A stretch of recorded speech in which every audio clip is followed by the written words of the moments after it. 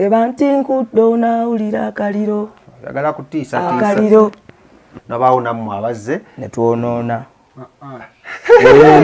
muffe abayimba mulimu aboonoonyi esi mwenna si fenna awabaddewo conversation ya big 3 mu ggwanga lino what is your take kumwe abayimbi ba Rising Stars abakikubye kuba nammwe enda wakati mutandisa okubanga mukivimba mugamba naffe tetuvaawo wano twagala bali baveewo bagende ffe tusigalewo naffe nga tuvimba kujjawo babeerewo naffe wetuli tetulina bwe twagala kubawo katonda yateekawo yajjawo waliwo yamuteekawo katonda yamuteekawo katamwe oba nammwe awe muli temwagala babajjewo ife katonda bw'aba yasazeewo nga tuvaawo kubeera yatuteekawo muli comfortable newe muli nnyo temwagala kuva ewa vuga stupid temugamba bukikubye ekimala awe muli bingi mundiiremu singa twakoma wali kuba nawali tulina bye twakola singa twakoma wali teri kubeerawo tulina obbe tuli bayala tuli bayala ne tuli bamativu statement eyo nga nnene muli bayala omuntu osooka omuyala ate nga oli mumativu tuli bamativu kyawankawanka limu bibiri. Thank you so much for watching. My name is always the king himself. Manchi tudemu okubanga kutusaka mauli exclusive interviews nebigenda ddala maaso mu ggwanga lya Uganda. From Apple we told you that we'll be doing exclusive interviews. Why? Because we want to get a clear catch up with one of our top celebrities wano mu ggwanga lya Uganda. Tubadde tubaletera nnyo ku bigenda maaso nga ba performing nga bakola ebintu ebyenjawulo, but we decided to change a little bit. Why? Because we need to come up with close and personal with these people. Nembera nga mwongera kubanga mubategeera gye bakiringira gye babeera lwaki bakola bye bakola and all that n'ebintu bifaanaganako webitu. Olunaku lwaleero with me in the building ninamu abasajja babiri ab'amaanyi ennyo ba young blood ate nga babaddewo for a long time naye nga bakola ebintu byanjawulo bayimba bazina like creative is a very big thing. Yonna gyoba okikwasaganyiza olina okuba nga ate okigusa. That is engombo gye tulina enaku zino mu Uganda. Aside then on my extreme left ninayo omukulu amanyiddwa nga Yaya Boy all the way from Triplets Ghetto Kids back then. Right now to pushing a brand jabaita Yaya Boy. Then on my extreme right now Ricardo Omuto na nyini bakyala ennaku zino ku TikTok. Anyways, just random Samugari. So we'll start from my extreme left. Yaya sokabuze ku bantu tutegere wagwana. Amanya neddobozi bampita tumwesije Fred. AKA gwe bayita Ya Boy. Ya Boy. Anze Yaya kinyumira nnyo okusinga ne Ya Boy. Lwembera everybody's boy. Everybody's boy. Ate tugende naije tugamba Yaya Boy. Manje kitegeeza. Yoyo omuntu w'abantu. Wechiri by the way. Wechiri wabale kuchinga fit. Anti ndera nye Nigeria bro. Anyways, what's up Chitambula? Ekitambula nyina album yange bagita Reborn. Ya nyimba mukaaga. Era nagitadde buli wamu. Eri ku Spotify. Just know every music platform. Eri ku YouTube. By the way and even in that album tuinayo liyimba ne Ricardo. Ensonga akyali wano era tugenda kuba ne twogeramuko naye abeerenga atubulira wagwa. So Ricardo, kiriwo taata? Oli kiriya? Kapyaki? Opya bungi. Soko oze kubakulaba abakyalibo bonna bali side eri. Yes, abatulaba era abali mutuwuliriza amanya n'eddoboozi bampita Ricardo Omuto. Ag'obuzaale mpitibwa Kibaale Ricardo. Sani soberako wano. Kale tugenda tandikira ku nsonga z'enguliko saagala barisa nnyo before nga tunatandika kuba nguliko wali olinako byokola naye okulidde mu nguliko n'ojja n'obeera ne struggle mu nguliko n'okuba enguliko okyakuba nguliko same as Ya Boy naye abadde ko katone wa Ya Boy. Wali dancer. Nali dancer. N'oddukayo oli desert. Nali dancer. Yazina musitalosi. Aba mujjukira. Tebayinza butajjukira. Nali mwaba dancer abazina sitalosi. Then even French bichi. Naye ekyo nakiteeka side. Okay. Ne mukama nangiftinga ne talent endala ey'okuyimba n'olubeera reborn. Nembeera reborn kyeba album bagiyita reborn. Okitegedde. Nze mbitegeera mangu just abantu beeri balina obitegeera. So what inspired you ogamba muno kati dancing kangiveeko nsooka ate nzire mu kuyimba? Nalina talent ate nalina n'abayimbi abanzikiririzaamu be mumanyi abakabi. Nalina Kenzo nga nzikiririzaamu. By the way nasooka okukola music Kenzo yasooka kuŋŋamba hey bro let's do a collab together. Oluyimba lwe bayita leero Party ne Kenzo. Yes, ndumanyi bulungi. So mwenena watalumanyi mugende ku YouTube ya boy oluyimba already lulina video ya full right? Kweri ate lukola bulungi nnyo. Ne wabeerawo ne Fiki muganda wange ono. Okitegeera? Bantu bangi aba-inspire abaŋŋamba man you can do it. Okitegeera? Kuba ngenda mu studio ne recording oluyimba nduyisaamu ko mikwano gyange. Basooke bawuliremu kwa ne wagwana. Okitegeera? Neme kweyimbira. Kati abwe bampa amaanyi ate okufuuka ki? Kyoli kati. So Ricardo, endongo gojingidde how long ago? Wadde kwanza kati nze mbimanyi kanyala abantu abali eri kasooke batubajjukizemu kemabega ka flashback. Nze ndongo njiyingira 2006 lwe nasooka okuyimba luyimba lwange olwasooka. But way back mama wange nazaalibwa omukyala eyanzala yali muyimbi. Bamuyita omugenzi omukyala Regina Nalukwata. Yali muyimbi wa kadongo kamu era obuyimba bwe gyebuli Regina Nalukwata. Kati ye yazuula nze ekitone kyange ky'okuyimba. Era natandika n'akayimba kabatata mmanya nga ndi Kasasiro mu 2006 nga nina emyaka 5. Kati sawa zino manyi nno kati twabategedde emyaka gy'olina emituufu togenda kuddamu kulimba. Tebakweka myaka sikyabuvunaanyizibwa. Twogereko koko mumbale ne bambale nga nabo we bakola ki bebala si kirungi kubala side emu yokayokayo kuba sifa abakulu ennyo.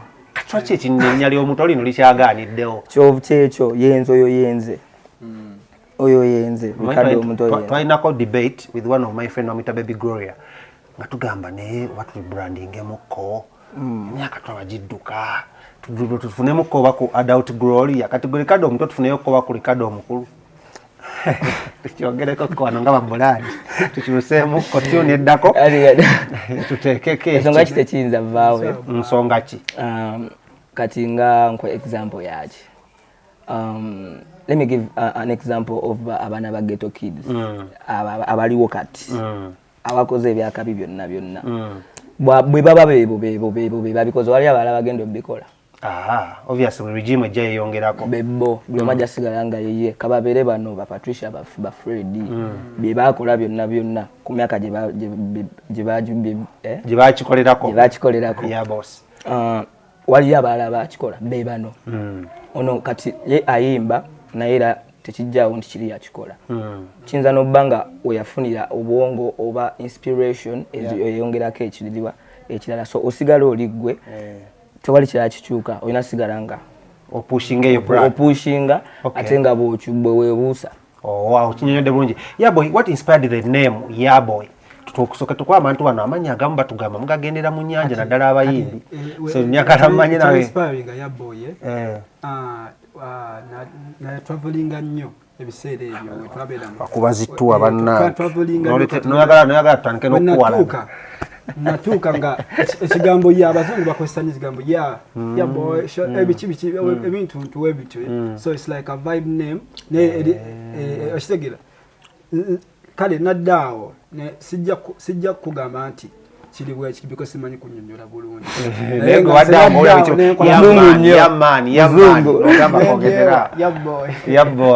Yaboy eno brand for now yaka standing up for how long? Emyaka giringa emeka? Yaboy nakatandika emyaka ndowooza giwera kati 2. Okay. Fully ngoli mu music nguliko kati kuyimba. Nguliko. Egyo emyaka naye ngikoze kale gimpadde essanyu n'okwekkiririzaamu nti naliko nominated mu Zom USA, that is Yanzu. Award Zom USA. Zibamu abanene ba platinum ziba. Kenzo ya wangu. Kenzo, njukana mu ne triplets simanya ne Ghetto kids ba wangulako. Ya Douglas wangana na ba nominating ako. Yeri wali eri. So, ekitegeeza big things wagwan. Erinya liri kikuli kikola. Big things, big Oluyimba things. Medina lwakuba Spotify Hanti katono Muganda mwana Spotify ezo Streams tugenda kuzitegeera butegeezi. So oze mu music industry biruubirirwa ki? Ebiluubirirwa.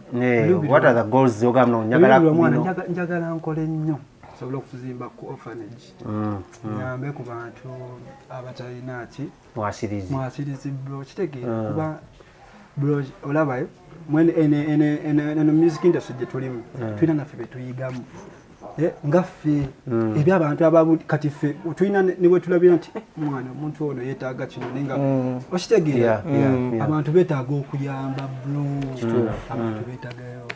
abantu beetaaga okuyamba okutegeera bulungi oba olinawo kofunyewo kasharinge so gwebyo si byakuba BETs Grammy wabula kusookera ddala ku kuyamba not music kasita Allah nyamba n'ayitamu bw'ati nenfuna ku ssente kyekyo kye njagala osooka okukola okitegere nkufuna bulungi ebiri bijja kujja kuba Katonda akimanyi kye njagala bw'osigala ku mulamwa n'okola ekituufu n'otereza ebikolwa byo ebiri nga sina kubisaba Katonda nsaba kana ekitonotono kale wenayamba naye ajja kunnyamba okitegere yes boss that's good Ricardo biruubirwa ki tukwagwe ndonga artist ogikubyeko myaka ng'emeka kati myaka mingi tetugenda myaka nga 10 myaka mingi naye ekirungi kya byonna nti nsigadde era nze Ricardo nti endongo ngibaddeko bwe nti wadde nobadde on and off ogiraba okwabo nti saagala nnyo era endyeyo okitegeera kyova olaba ne yabo yagambye akantu nti biri asobola obifuna era yaluubirirwa obifuna naye kino bw'afuna bw'ati ku ssente kyekisookerwako si mamotoka si biki naye kuzimba endongo naye agifaako okitegeera bulungi kati nange nze Ricardo mbadde okuva waliwo natandikira okuyimba naye nga bwensoma kitegeera nkufuna nga bwensoma awo no tugenda kukubawo ko nnyo ne ya boy abantu bagamba okusoma kuno mukusuuliridde so tolaba abaana ba Ghetto kids abaliko tebasoma bano tebasoma webali nnyo kati mwajjanga ne ku kituufu property temwabira baso muvuga sipindi naye nja bafuna ebiruubirwa byebiriwa Ricardo bangatta ebiruubirwa byange mbadde nkulaga wali nti bwe ntuuka mu primary 7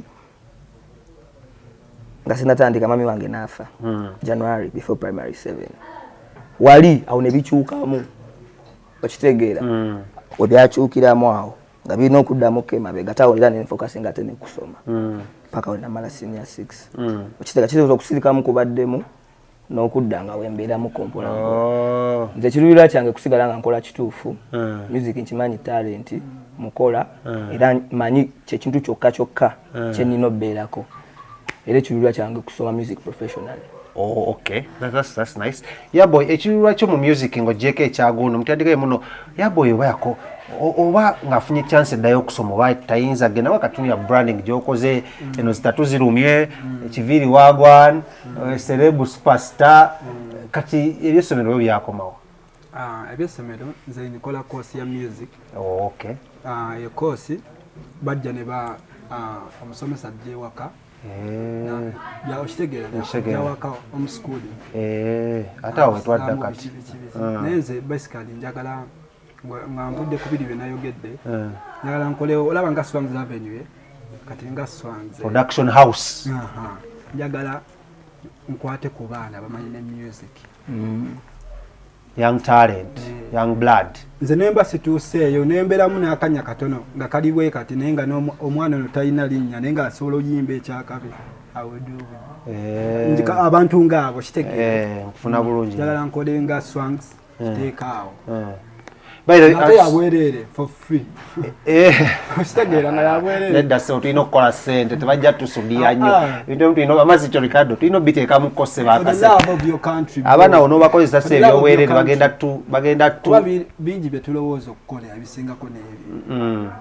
yes nkitegeera Ricardo sorry about the loss emabega nga twawulira ku mawulire how was the experience tuduseemuko speed up to speed katono nnyo katinga up ya tebyali birungi byagwawo mangu byagwawo bingi nayo tusigalerawo nga wetuli tusaba Katonda kasitaba nga akuwadde obulamu.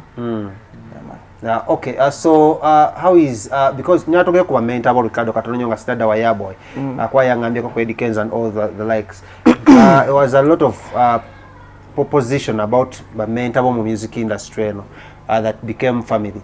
Bani aba commentaries in the music industry tuka wana kwa chimanyi omuntu yetagayo menta. Okusokerera mama wange ya mentoringa nnyonnyo kuba yanzula yantandika yasooka okuntwalako mu studio then of course n'omwami Abdumulasi kuba nakolayo kuko naye ennyimba 2 nafuuka ne taata mu nnyimba. Yes, mu music.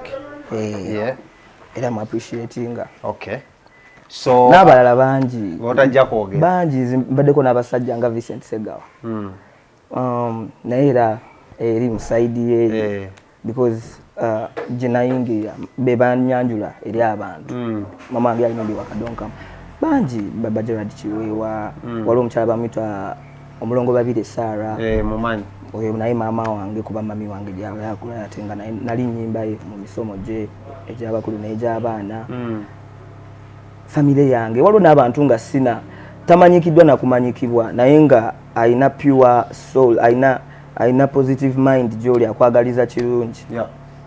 Kale Yaboy mentorship yo gwe badde kuba ninyo basically mu music mu side ya music basically nze mpuliriza nnyo all kind of music kuba ndi versatile mu kuwuliriza styles so ate kimpa nnyo obuzibu okulondawo because ngetinga nnyo music nsobola okuleka wa Burna Boy gwe batijjisa nyenfuna ona okitegera so nze omuntu yenna amanyi ogiyimba ne wano mu Uganda boga muno wano nga otugeye muno Kenzo yakukkiririzaamu obviously that would be a little bit believable. Yeah. For that is Kenzo, Fik Fameka, my brother Ricardo Muto and Moselle Kids. Okay, kubanga abadde yagamba Moselle Kids oyo gwe naye wagwa nga muwulira nga blood nnyonnyo lokwa ye pozi mweru, right? Mweru. He's my bro. He's our bro. Kale, so talking about music in Uganda dukira ku speed ya wagulu nnyo from I think COVID yachukira dala when you get ku ekyo mwe you can agree mukikwasaganya mutya, how is the pressure nga tunagenda ku TikTok biki Ricardo kantandike naye kuba artist go experience esinga ku ya boy, how is the pressure abana bazze bakuba buli bafulumya tune nawo zawo tukubye tune, how is the pressure ya ddala ate nnungi but then waliwo we affecting Ugandan music so kati sogera ng'omuyimbi because kone sawa for tuba tuta music you distribute professionally nomanya nti Spotify nga yabwe waga EP ejeri buli wamu so tewali kyakwekwasa nawagwa ku video ki aba agenda kufuna access kuki music w'omuyimbi then wetuda ku pressure ya endongo pressure nungi naye of course tukirize tugane oluyimba luba lukoze wiki emu buluba oluyimba abayimbize tukola ngokimanyi terugenda kuba mwaka because omutaso abera kintu kwekyo after 7 months wezire nyimbo zimanyi na so kikosa industry yaffe internationally nti be bayimbi ojagenda mu trending YouTube ngo nyimba zolabamu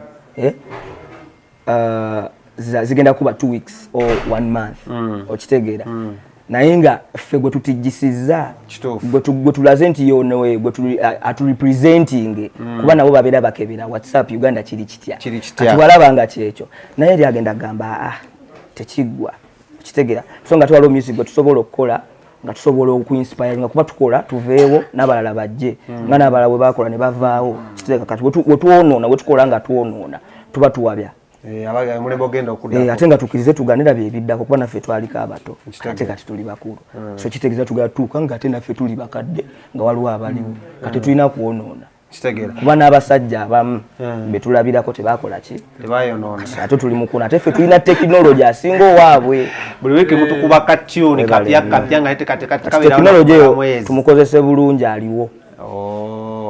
Okay, yeah boy. But what is your take on the changing trends of music? Ne speed kwadukira ne ka pressure kwa kati obiyingidde Bana batufulumya tune ku tune buli kaseera EP zifuuse EP album zifuuse album akasente kavaawa challenge nga nyingi okikwasaganya otya? First of all nja kubaganya bavubuka abalina music oba abayimbi bonna abalina music nti music pressure bagiveeko eno yadduka bagende ku online batunde music online okitegere Spotify okitegere ekintu kiri smart because omanyi lwaki the Nigerians are rich right now because bo batunda music ku online batunda music online ate wano ekitali nnyo kyamuno tukifaako nnyo okitegere ate wano tetukifaako so wetubeera abantu abategeera ntugamba kati omanyi katwekolemu akabinja neno tukiteeseeko tukolemu ekintu awo then tutandike ffenna okutunda music online ojja laba tutandika okufuna sente nga tuli rich ate ekyo tekibayita okubanga ku ground temuliiko tekibayita okuba ku ground nga temuliiko kwa muyinza omuteeka ku online nga nze mbasobola mufuna ku studio wa kasimu sobola mugulayo ati ne ground yennyini owa TV ajja era online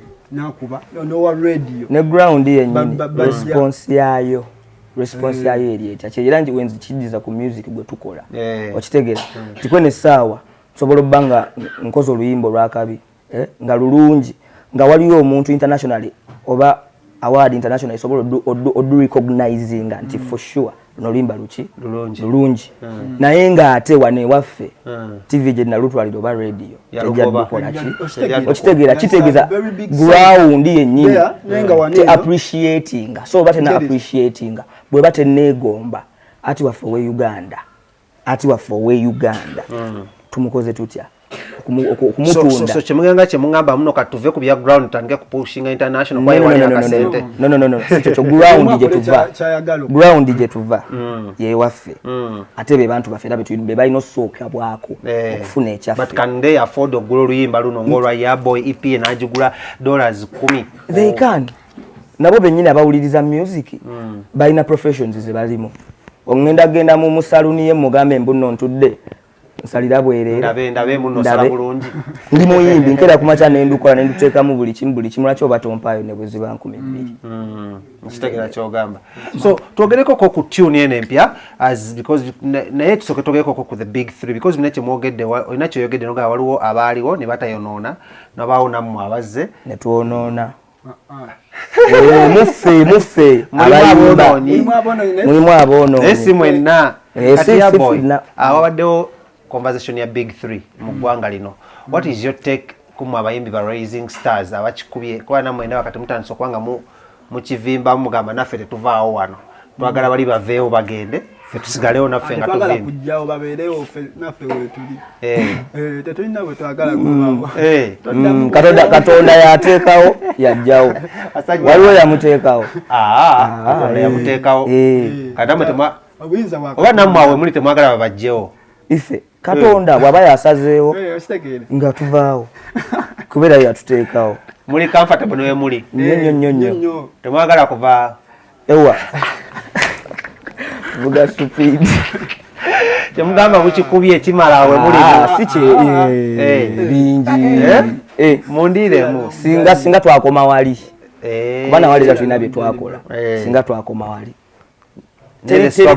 teri kubeerawo tulina obbe tuli bayala tuli bayala ne tuli bamativu statement eyo nga nnene muli bayala omuntu osooka omuyala ate nga oli mumativu tuli bamativu kiki ekibamatiza kiki ekitera nga muli contented nti ne bye tufunye nze nga nze ne bye nfunye katonda nakusigala ku kituufu nakugoberera mutima gwange yaboy oli mumativu oli ndi mumativu ate era nkyawankawanka ndimu bibiri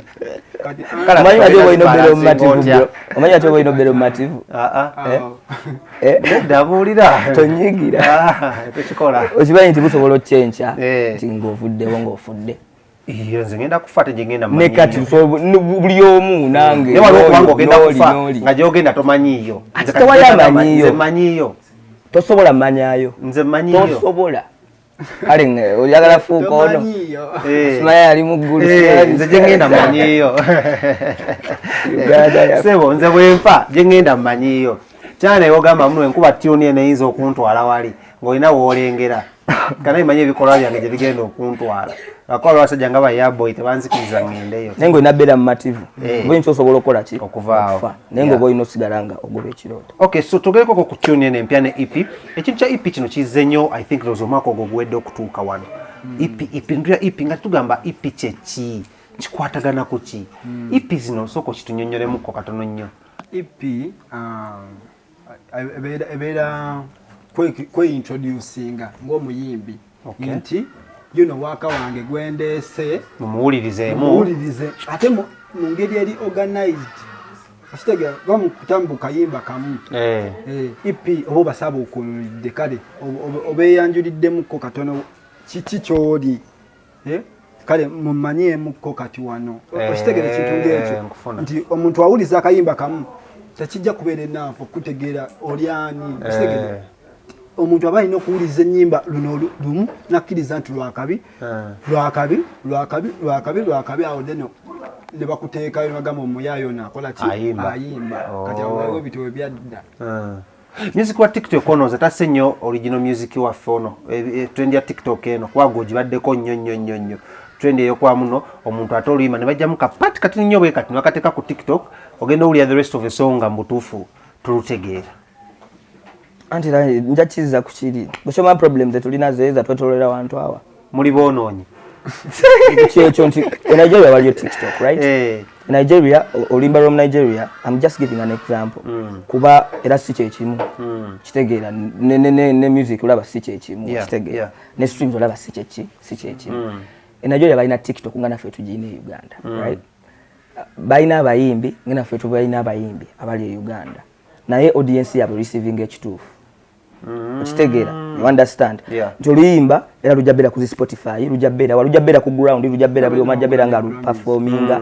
naye nga TikTok yo nga yo platform nga Instagram bweri nga Facebook bweri nti era ku Instagram waliyo read osobola okonako n'okola oluyimba okitegeera ne platforms endala zonna kuyisaawo music naye mu receiving music ki fewane Uganda mu receiving music ki nti Nigeria ajja kukuba oluyimba waliwo TikTok zetukola wano naye nga zaba Nigeria nyimba zaba Nigeria bulungi nnyo naye ogenda the rest of the song tulaba nti era orelatinga nalwo kikkakatako okukwata n'oteekawo essimu olukole ki olukole kati wane ewaffe era ojja laba nga era byetuwa amakulu erabo kisinziira abamu okkirizamu kanekere ya boy okkirizamu baboga music ng'ekigambo ekiwe kiriwo ennaku zino nzikiriza mu blessing katonda gy'abadde omuntu oba agiyisizaawo atya kyokkirizamu kati answer yonimasi ekado okkiriza mu baboga music the word baboga music kyeki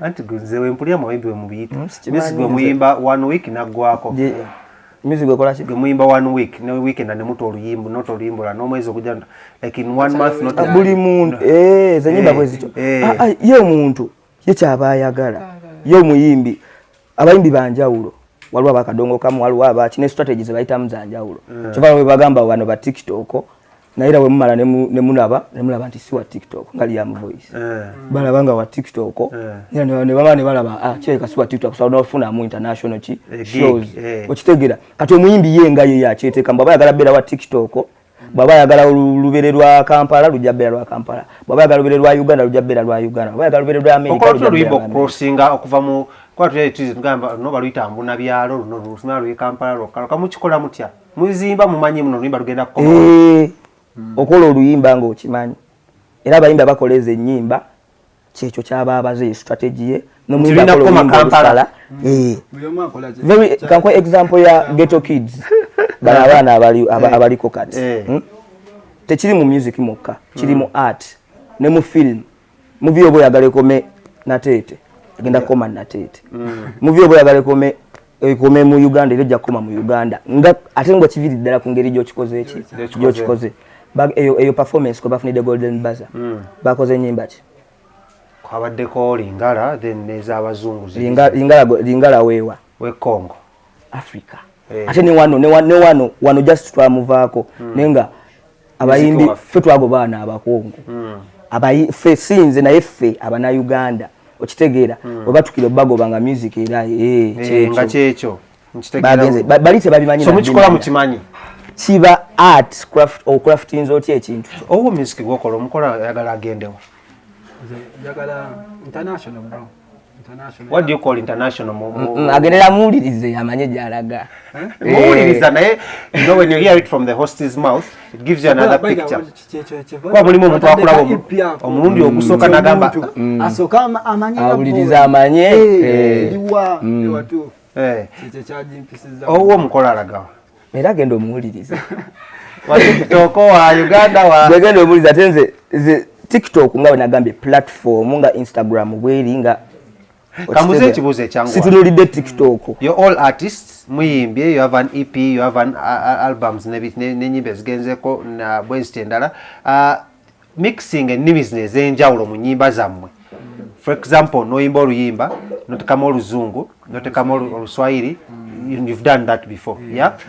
Chichi muri what is the whole issue, the whole essence makulu kigo kwanze mpanika movie nentekamu oluganda ninzo kwa categories enzibairamu za indigenous muntu kutegera olimi lwange gwe wowo okola music notekamu ezo ennimi obeera obalaki mba njagala just buli muntu anyumirwe yonna musijali nti waba muna Kenya muyimbireyo akantu akajja musanyusa oluyimba okutambula Kenya oba kutambula East Africa oshitegera manya nti abazungu mu America yonna agenda mu America ngowasabula luzungu lujja ita mukolo itemko oshitegera ati Uganda nenkubayo bulimi bwange busatu ne Uganda nafe notuwaako yes Ricardo wadde n'ekyokwogera kidda kukiri era mwonoona oyagala lugendewa bwegenda owulirize oyagala lugendewa oyagala kiwayimbye wazit lusoga nga wazi lusoga n'oluganda wadde owulyange jinja toliiyo n'ogambako bakubemu kaako olusoga kati nze nyimba kunze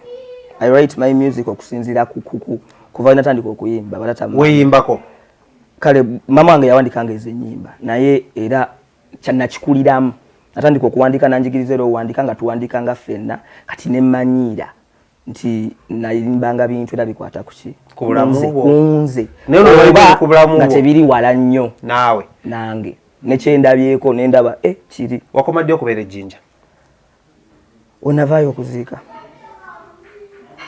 oli musajja musoga ndi musoga ate okuba olusoga sirumanyi sidakulira eno sirumanyi Kari, yeah boy. So let's talk about the big dream. Yeah, music. When do you connect with Ricardo? When embozi, maybe na wasajje, abayibi bano bagenzi banyambe anyane nfuno omu. We bakutweka babiri we but you may end up getting confused. Ricardo Omuto on my right and then yeah boy on my left.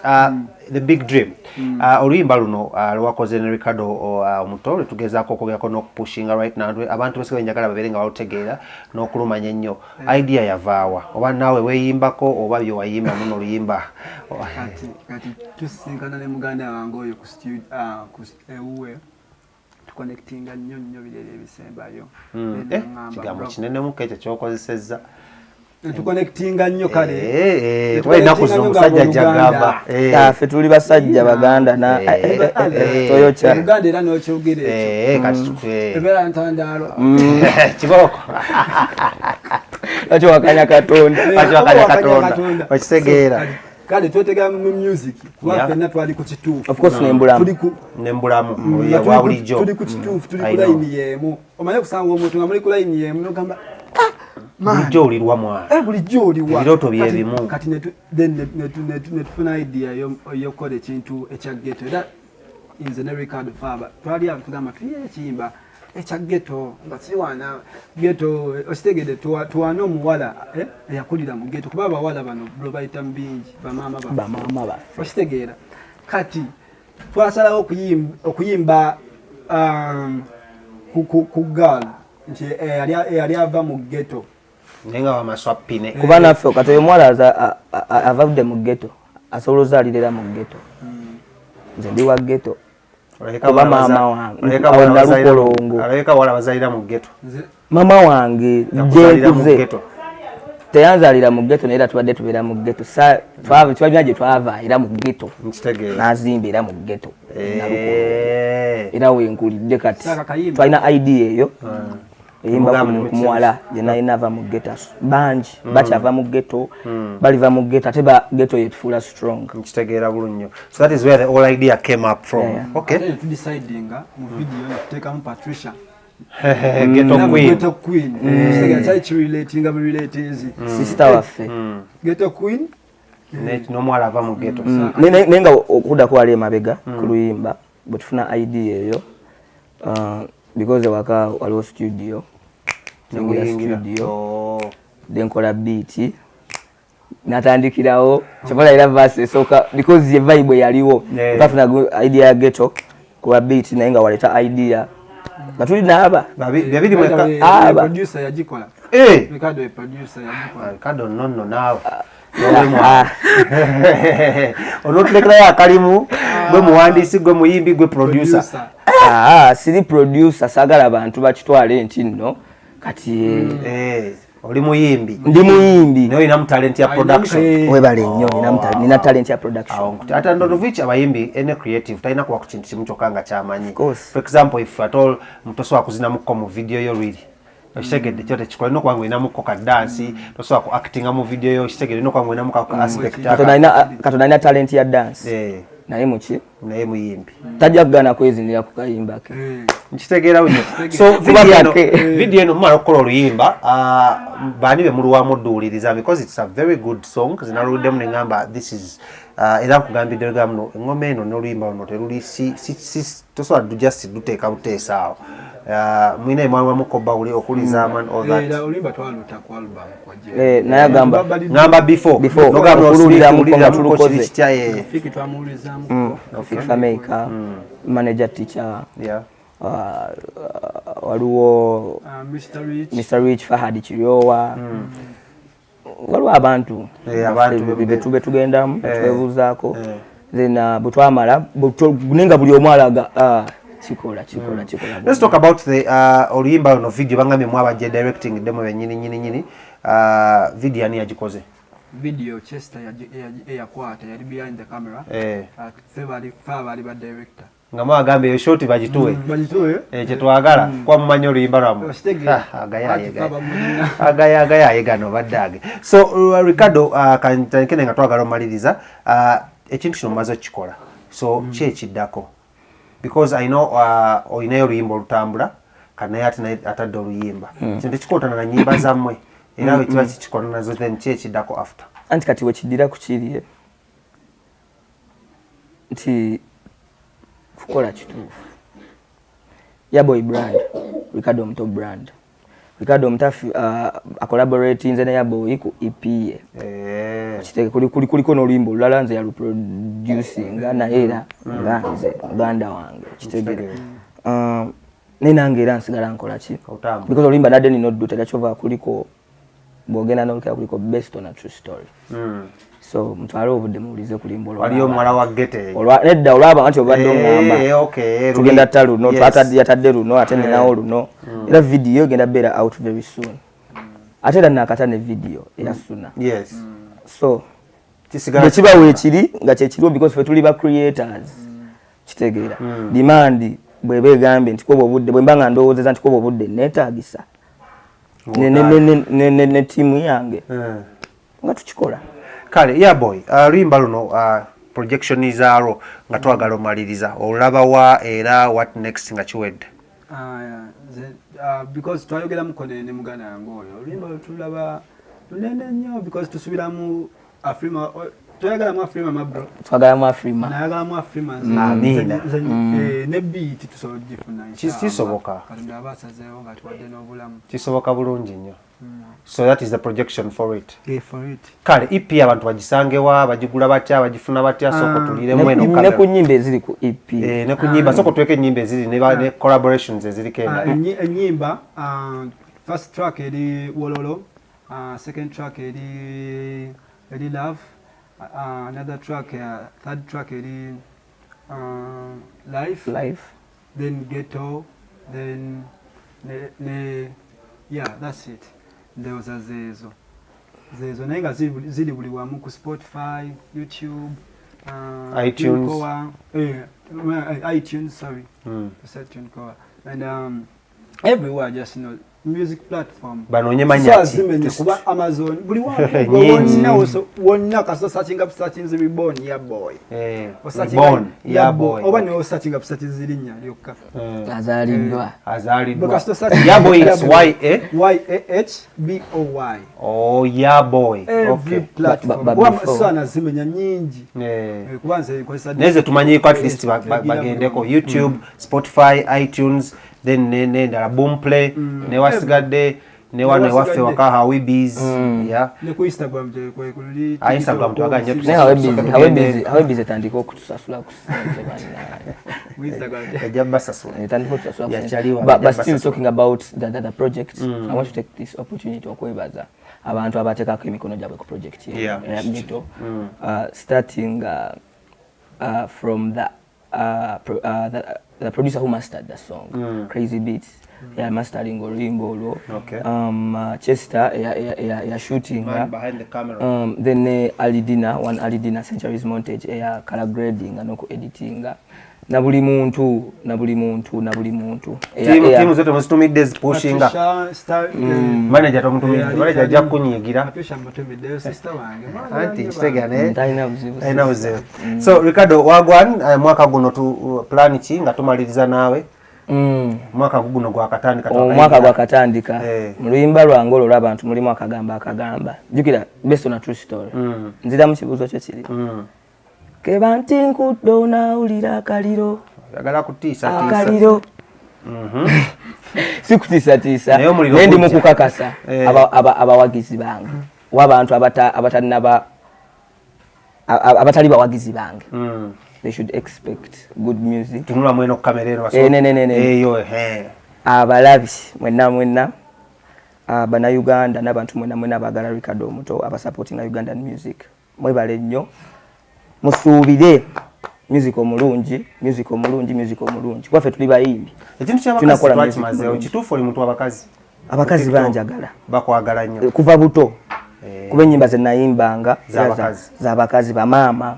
Ate nzaliddwa ba mama nze nkuzana mama wange bulamu bwange bwonna tatange mbadde nakamulaba. So abakazi banjagala kuva ate nange mbaagala.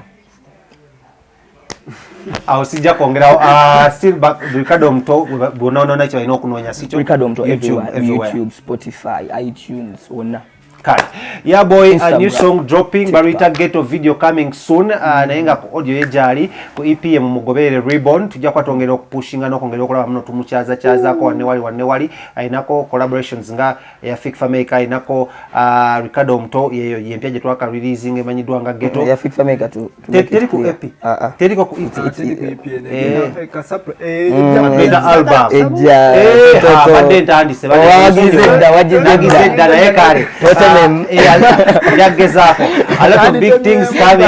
lot of big things coming from your boy and Ricardo Muto. Will be catching up with these reborn men industry ya fame no club no togera pushing because we are the young blood, so tongera kwe pushinga to yagalize obango liyeyo nga oluyimba tiso so duteka mu $2 $3 $1 mu $5 ipingo so jigula $10 ku Spotify oba ku Boomplay oba ku iTunes bambi jigule teka yo ka card ka Mastercard ko gula supporting ba young blood kwa nafe tuwo supportinga olikate musange ncha ku shooting atambuza bigere nga ate oluyimba lwe lusiba mu simu yo lusula mu simu yo ate omusekerere yo muchitega kye tugezako ngamba. So yeah boy, thank you so much okutwa interview eno kubanga twogerako ko nawe amanyi manji akume nawe Ricardo Muto nga bulijjo blood wange nawe kyakabi nnyo okubanga nze munekolako. So thank you so much. Amanya yenze King Smith nga bulijjo amadde ne Ricardo Muto then ne mwana mulenzi yabo yabadde ku kamera namuyita Emma ate nga batekamu ssente ba King Montage Studios zaawo Emma enankula yekubitala bakubire ku 0702 10 41 25